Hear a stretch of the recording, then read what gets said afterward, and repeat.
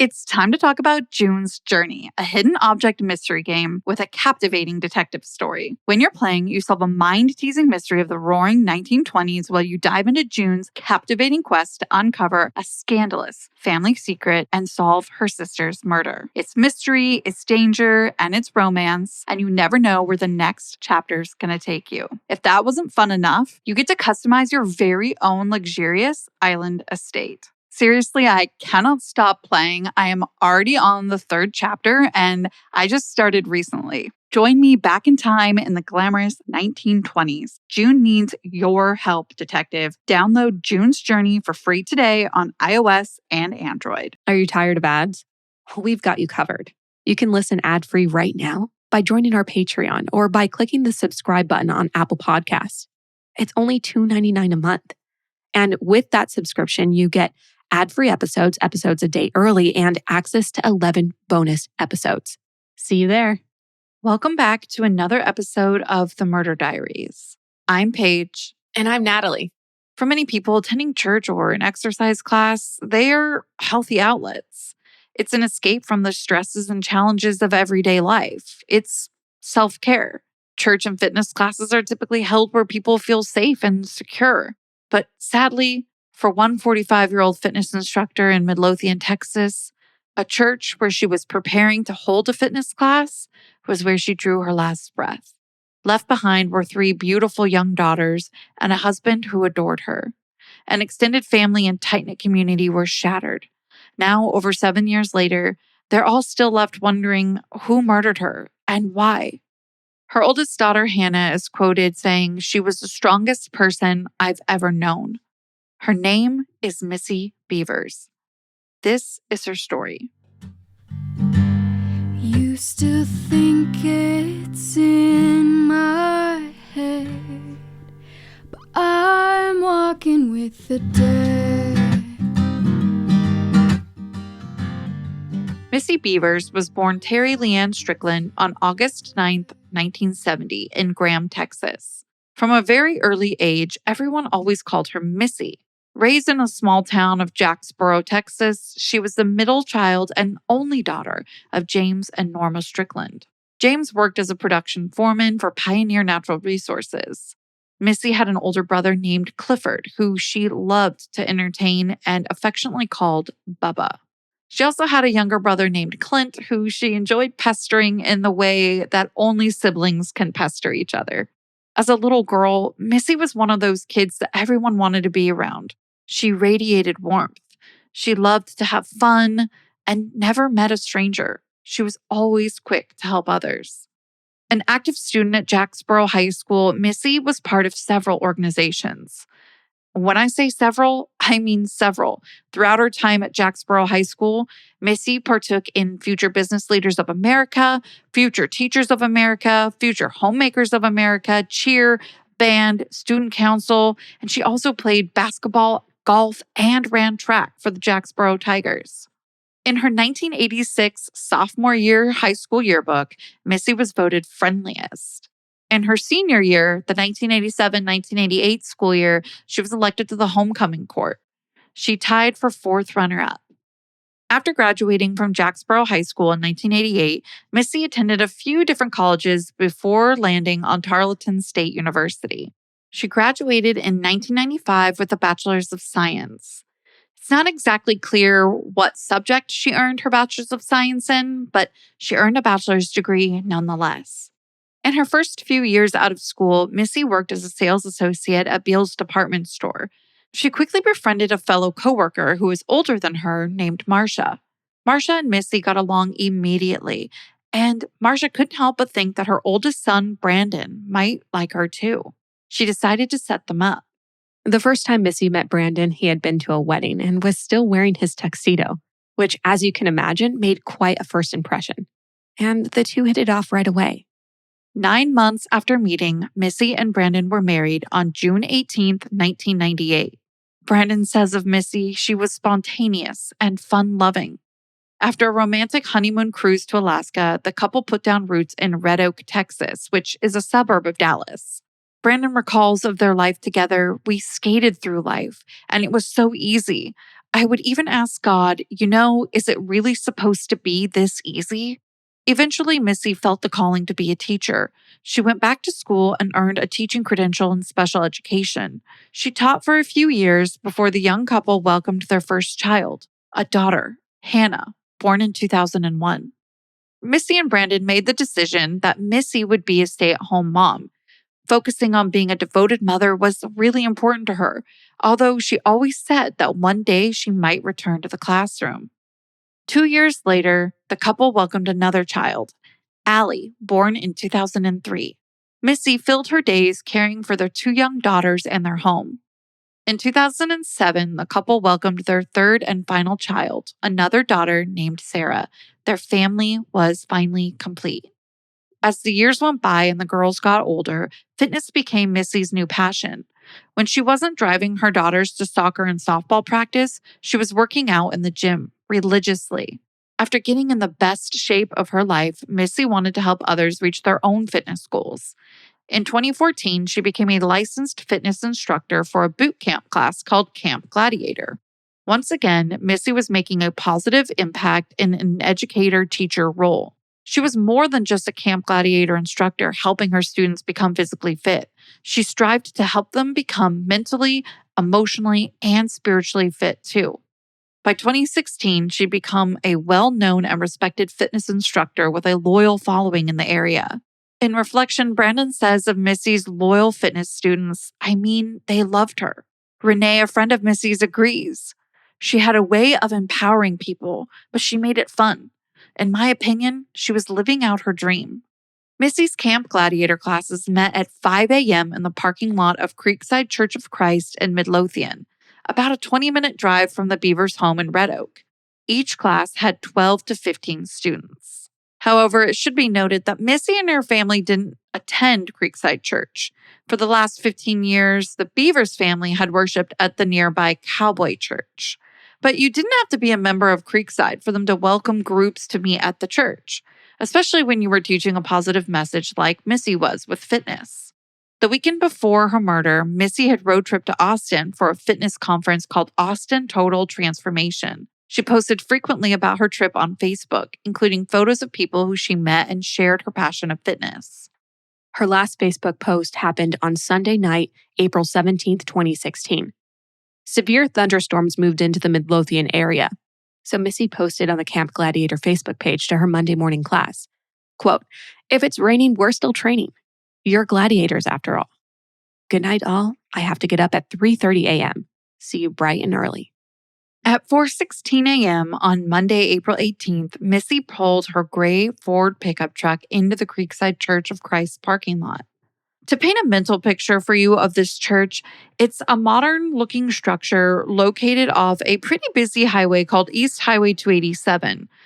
Although at this early of an hour, there really wasn't too much traffic on the highway yet.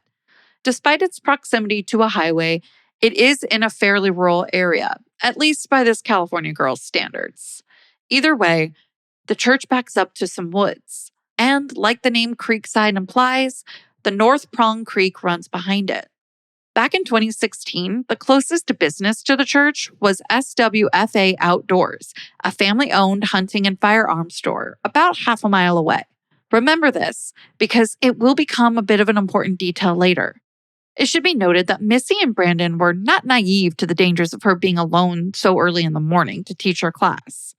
Brandon frequently reminded her to scan the church parking lot with her headlights for suspicious vehicles when she arrived to set up for her class. On top of that, ever the Texas girl, Missy carried a pistol in her truck. Brandon gave it to her for protection just a few weeks before her murder. At 4:20 a.m., Missy entered the church through its main entrance carrying her workout equipment with her. The class normally met in the parking lot, but because of the heavy rain, the class was being moved inside. Missy first appeared in video footage captured by the church's motion detector, activated by interior surveillance cameras. Note, I said interior. Unfortunately, the church's exterior cameras weren't working that day. As a result, no video footage exists of anyone entering or exiting the church. It's also important to mention that at that time, the church didn't have an alarm system. At 4:35 a.m., the first Camp Gladiator attendee pulled into the church parking lot, but they stayed in their car until just before the class's start time, 5 a.m. It's at that 5 a.m. start time that a group of Camp Gladiator attendees entered the church. To their utter shock, they found Missy unresponsive, lying on the floor surrounded by broken glass and her own blood. 911 was called immediately. Local firefighters pulled up to the church by 5:07 a.m. Police officers followed about 3 minutes later at 5:10. In the end, it didn't matter how fast the first responders got to the scene. It was too late to save her, and Missy was officially pronounced dead. Officers searched the large church, but it quickly became clear the murderer had already fled. Investigators found evidence of forced entry at the church's back door, where the murderer is believed to have entered. As we mentioned, the church's outdoor surveillance cameras weren't functioning. So, unfortunately, there's no video footage of the murderer breaking in or fleeing. On top of that, it's unclear if the murderer parked in the church parking lot or walked to the church from another location. When police watched the surveillance footage from the interior of the church, a bone-chilling sight appeared on the screen. At 3:50 a.m., roughly 30 minutes before Missy entered the church, an ominous figure could be seen roaming the church hallways. They were opening doors and smashing windows with a hammer or something like a crowbar clutched in their hands. The figure was dressed in black SWAT gear, including a vest with police emblazoned in white on the back of it. The outfit included dark pants, boots, gloves, a helmet, and a face mask that concealed their face. The face mask hid not only the person's face and thus identity, but what gender the person might identify with. The person appears to be a bit more heavyset, and some have even speculated it could have been a pregnant person. After viewing the video, retired homicide detective John Bueller says that the suspect seems comfortable in the way they're moving about, as if they're very familiar with the building and know exactly where they were going. A correspondent for Inside Edition mentioned in a segment for the show that the murderer seemed almost as if they were aware the cameras were there, but just didn't care. The shadowy figure doesn't seem nervous or agitated. Instead, they walk with an eerie nonchalance. Some commented that at times they seem to reach for the walls as if to steady themselves. This has led some to think that the person may have been under the influence of drugs or alcohol. One thing's clear: this was the murderer. Police held a news conference just a few hours after Missy was found murdered. In it, they told the police about the video footage and directed them to the Midlothian Police Department's YouTube page where it could be viewed. Officials hoped someone might recognize the ominous person in the video. According again to Inside Edition, police told Brandon the deadly attack between Missy and the murderer was not caught on tape. It's believed the fatal altercation between the two took place in a, quote, dead zone where no cameras were there to capture it. However, it's important to note that not all the video footage has been released to the public. This police tactic is not new, and it's fairly common in order to help preserve crime-specific information that could eventually help investigators identify the murder if someone knows a detail that hadn't been shared with the public. Missy's body was transported to the Dallas County Medical Examiner's office for a full autopsy. The medical examiner concluded that Missy died from puncture wounds to the head and chest. It's believed that the tool or hammer, whatever the suspect had been clutching in their hand in the video, was the murder weapon. Missy was likely rendered incapacitated by her head wounds and killed by the blows to her body. The medical examiner explains a hammer is considered an extremely intimate weapon of choice. A full rotation of someone swinging a hammer is about 45 miles per hour. One of the first questions investigators had was whether this was a random act of violence or if Missy had been targeted. There were no signs of robbery, and church officials said that nothing was missing, including a substantial amount of money from the Sunday offering collection the day before that was kept there. Neither Missy's cell phone or wedding ring had been taken. Her truck was still parked outside. Her purse, iPad, and other personal belongings were also still found in her truck. So was her gun.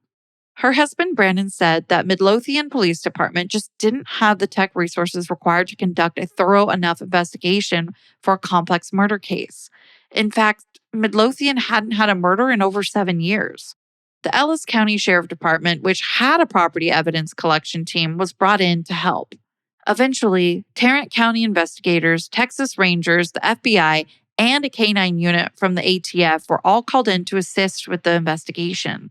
A forensic podiatrist, medical examiner, trace evidence specialist, and even a psychologist were all brought in to help too. A former detective and forensic specialist explained how blood spatter can reveal a lot about a crime. Quote, it can show the position of a killer, position of the weapon, and where it took place. It can even help determine how tall the murderer was. Investigators were able to calculate from the video that from the floor to the top of their helmet, the murderer was somewhere between 5'2" and 5'7" in height. The video also showed a key physical characteristic of Missy's murderer. They walked with a very distinct gait that resembled a limp. The right leg or foot is the one that appears to be affected. Dr. Nierenberg, the forensic podiatrist that authorities hired to consult on the case, says that he believes this is a valuable piece of evidence. Brought in to study the suspect's gait, he said that the knee bends backwards on some of the steps when the murderer walks. This is called hyperextension, and it's different from how most people walk. The suspect's gait is also asymmetric. Another podiatrist who studied the video thinks that the abnormal gait could be the result of maybe some type of injury, and it is possible that it could have since healed. In an interview with the forensic podiatrist, Dr. Nierenberg, he said that the medical examiner was able to determine which weapon was definitely used to kill Missy, but police aren't releasing that information to the public.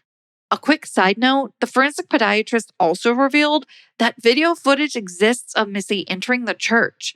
He's seen it, but that also hasn't been shared with the public.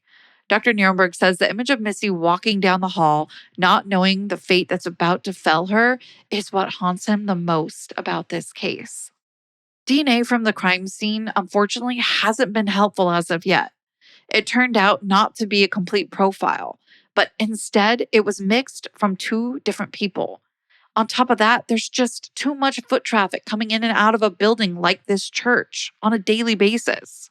The medical examiner says that the only way they'd be able to extract DNA they know is useful is if they were able to get it off Missy. Another additional challenge, the crime scene was only locked down for about 7 hours. Media swarmed the area within 24 hours. And we're not just talking the local news. State and national news outlets quickly picked up the story of a beautiful fitness instructor murdered in a church. As is often the case, the first person police looked to as a possible suspect was Brandon Bevers, Missy's husband. One of the Camp Gladiator attendees called Brandon shortly after Missy's body was discovered. She told him that there had been an accident and that he needed to come home right away. Brandon misunderstood and thought that Missy had been injured in some kind of car accident. The woman who called Brandon had a husband who was also a Camp Gladiator attendee. On top of that, they were a friend of Brandon's, so they called him back about 10 minutes later. It's then that he delivered the tragic news.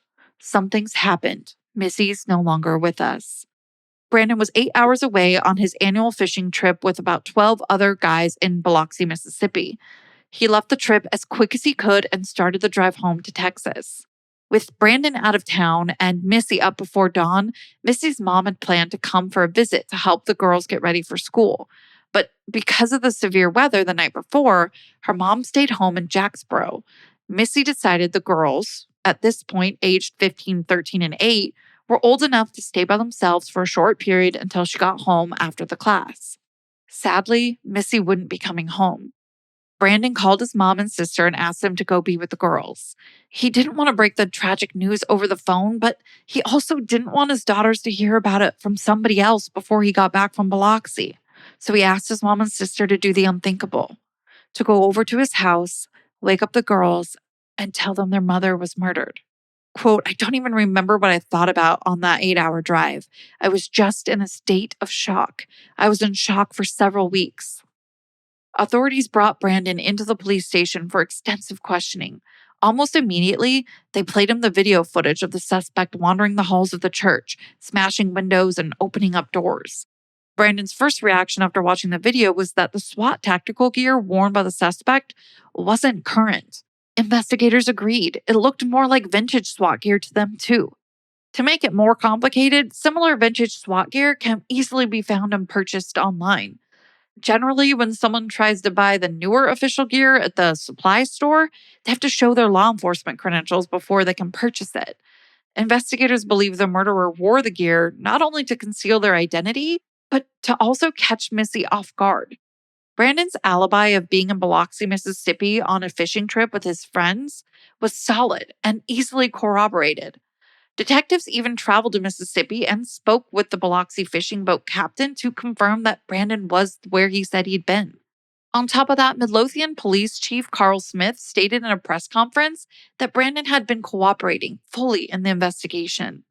Brandon fully understands why they had to rule him out, saying, "There was a process there. They had to make sure I wasn't responsible for this. I wanted to help them clear me as fast as possible so they could move on to looking at other possible suspects." In an effort to exonerate himself, Brandon even invited law enforcement officials to come live with him and his family so that they could watch Brandon's every move. With his airtight alibi and full cooperation, law enforcement never took him up on this offer, though. A search warrant did state that the Bevers were having money problems, and another sworn affidavit for a search warrant suggested that Missy was having an extramarital affair. It should be noted, though, that this has never been confirmed by anything else. Police did gain access to Missy's LinkedIn account. She was actually really active on LinkedIn. Police contacted a person of interest who had been in contact with Missy through LinkedIn. The man that was messaging her did admit to authorities that he was speaking with Missy through LinkedIn. He said that he had started speaking with her in January of 2016 and continued all the way up until her murder. We really don't have a lot of information about these messages. Even if they are flirtatious in nature, that's certainly not something that warrants an accusation of an extramarital affair the way the affidavit does. But again, we don't have a lot of information about this. However, it is out there. So out of respect for the family, we want to mention it, but also drive home the point that we really just don't know. Anyways, police eventually ruled the man she was messaging on LinkedIn out as a suspect. His name has not been released, nor has it ever been made public in any way.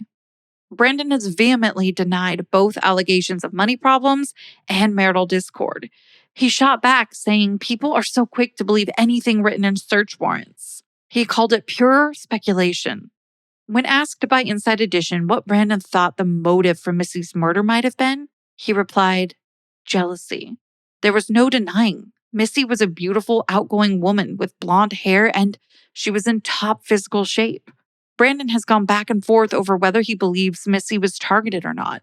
He was initially convinced Missy wasn't targeted, but has since changed his mind, and now he believes she was.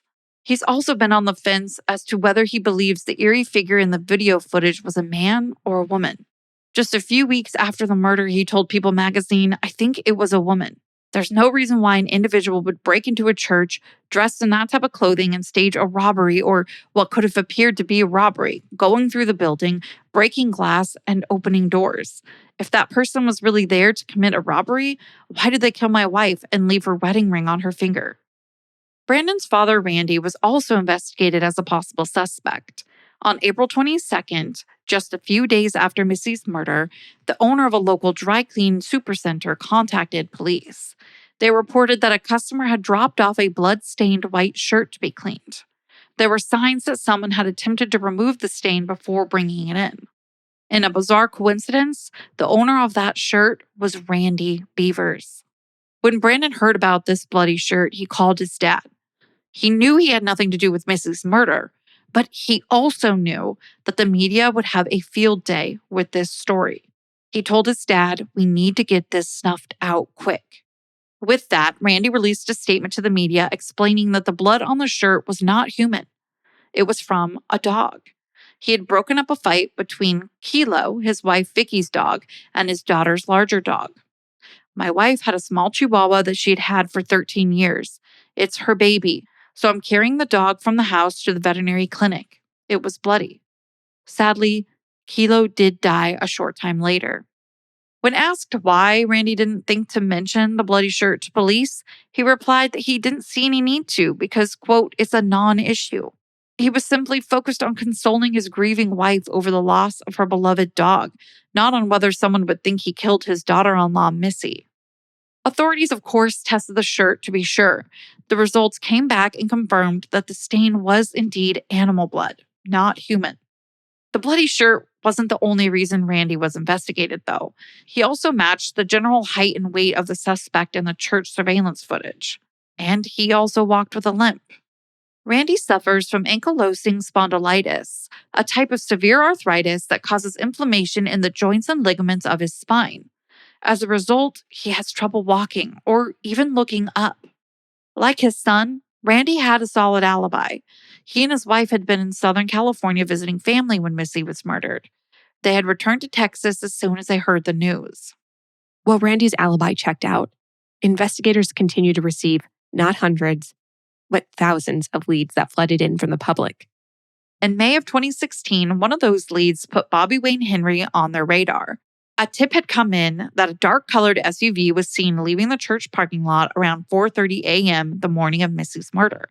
Bobby Wayne was a former Lancaster police officer. Lancaster is about 30 minutes northeast of Midlothian. In 1996, he was suspended from the force after being accused of aggravated sexual assault. He had also been a tactical officer who admitted to police under questioning that he had still owned his former riot gear. But there was just one thing. He claimed it no longer fit. At the time of Missy's murder, Bobby Wayne worked as a security guard. While he worshiped at Creekside Church of Christ, he told investigators he had never met Missy or even heard of her. It can't go without noting that in a strange turn of events, he volunteered to work her funeral as a security guard. On top of all of this, Bobby Wayne also owned a darker brown 2014 Honda CR-V, a car that was similar to the one reported leaving the church parking lot. If you thought that was it, there's still more. And another bizarre coincidence, Bobby Wayne also walked with a limp. Police consulted with Dr. Michael Nirenberg, the forensic podiatrist from Indiana, to compare Bobby Wayne's walk with that of the murderer's gait on the video footage. Unfortunately, the findings were inconclusive. Unlike Brandon and Randy Bevers, Bobby Wayne had been in town when Missy was murdered. He did have a fairly credible alibi, though. He had been asleep at home, but woke up around 3 a.m. to feed his baby while his wife got ready for work. On December 14, 2016, a search warrant was served at the Henrys' home. No evidence related to Missy's murder was retrieved, although Bobby Wayne was charged with possession of child sexual assault material found on his computer. Those charges were later dropped. One final detail about Bobby Wayne that made his involvement in the murder a lot more unlikely was his height. As mentioned earlier, investigators were able to determine that the murderer seen in the video was at the very most like 5'7" or so. But Bobby Wayne was considerably taller, 6'1". Another lead police took seriously involved a friend of Missy's who told police 3 days before Missy was murdered, she had shown her a private message that she had received over LinkedIn. The friend told police that this message was from a male unknown to them both, and they had both agreed the message was creepy and strange. Unfortunately, police were not able to trace the message back to identify the man. About a month after Missy was murdered, authorities obtained outdoor video footage captured less than 3 hours before Missy's murder from the parking lot of the SWFA Outdoors. Remember, that's the hunting and gun shop near Creekside Church. In the video footage, a vehicle, which is possibly a 2010 to 2012 Nissan Altima or 2010 to 2012 Infiniti G37, was seen acting strangely. As it drove around the lot, it turned its headlights on and off and parked briefly before finally driving away. Despite every effort, due to the darkness and the heavy rain, authorities were unable to read the license plate number or get a description of the driver from the video. The driver has never come forward despite police sharing the video footage with the public. So the question remains for law enforcement, was this the killer or just a strange, unrelated incident? In another strange event, a month after Missy's death, dozens of her Facebook friends received a friend request from her. Friends and family were unsettled to get a message seemingly from beyond the grave. A police investigator specializing in social media forensics was assigned and looked into it. To this day, it's still unclear if someone was playing a sick practical joke or if it was the result of a computer glitch or, most unsettling of all, if it was the murderer taunting authorities and Missy's friends and family. Police have received over 3,000 tips. Unfortunately, none of them have led to an arrest of Missy's murderer. The ominous figure in the church surveillance footage remains both unidentified and at large. A $10,000 reward was offered by police for any information leading to an arrest. That figure was raised to $20,000, then $50,000. As of October 2022, thanks to donations from various individuals and organizations, the reward now stands at $150,000. Brandon initially planned to bury Missy in Jacksboro next to her father, James, who had died just 18 months before.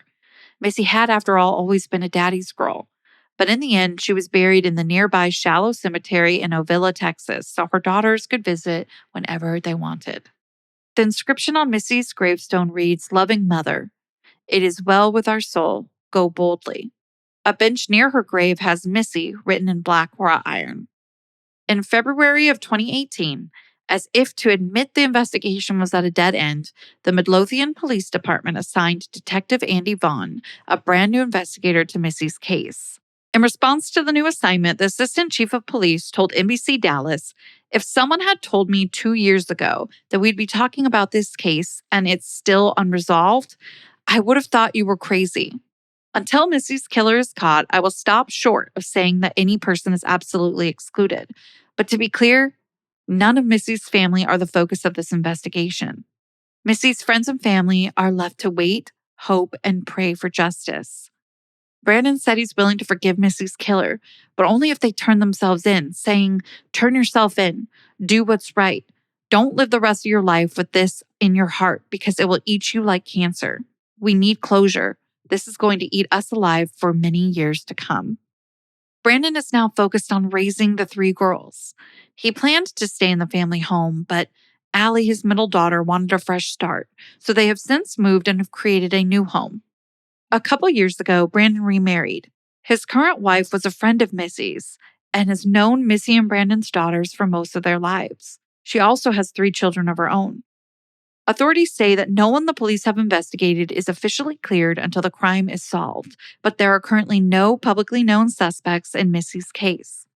The oldest daughter is quoted saying to the killer, "I will say that you really did ruin our lives and change our lives and emotionally hurt us in every single way possible and took a loving person away from each one of us." Missy's obituary talked a lot about her big heart, how she loved God, her husband, her daughters, her family, her friends, and her Camp Gladiator students. She loved the ocean and the beach. She loved laughter. She rooted for everyone around her to live out their dreams. She led by example. Once she put her mind to something, there was no goal she couldn't accomplish. Middle daughter Allie said Missy is a role model and that she and her sisters aspire to be like her one day.